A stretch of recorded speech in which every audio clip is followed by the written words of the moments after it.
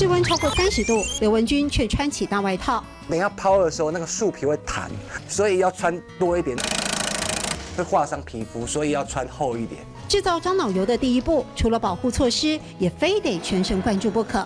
厚手套里头，刘文君的双手都被刨伤过。40年前就这样做了，40年后还是一样这样做。樟树木片上了输送带，竞争溜锅，利用水蒸气提炼出樟脑精的成分。这时，空气被浓郁的樟树气味穿透。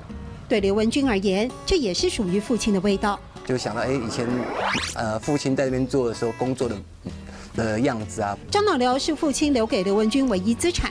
以前一个蒸馏桶算1寮，峨眉的9寮、12寮都以此为名，樟脑寮林立。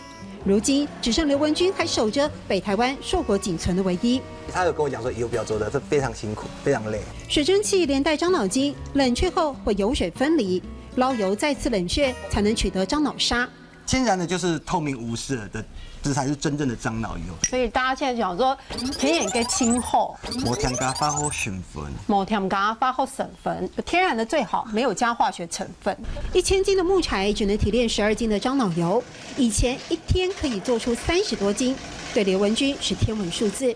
因为木材取得受到环境保护的限制，10年来产量锐减，1个月充其量只多几千块的收入。他们不希望像外面假的，就是可能就合成的、化学的，所以他们希望我们一直继续做下去。做樟脑油不足以糊口，刘文君还是找了竹科的工作。在樟脑寮里挥汗如雨，有着一份使命。做天然的，没人在做了，我想把它继续延续下去。铁皮屋下的樟脑寮是孤独的。刘文君说，就算没人愿意做，他还是会一直做下去，不愿意这份唯一在他手中消失。天然嘅清厚，冇添加化学成分。天然嘅清厚，冇添加化学成分。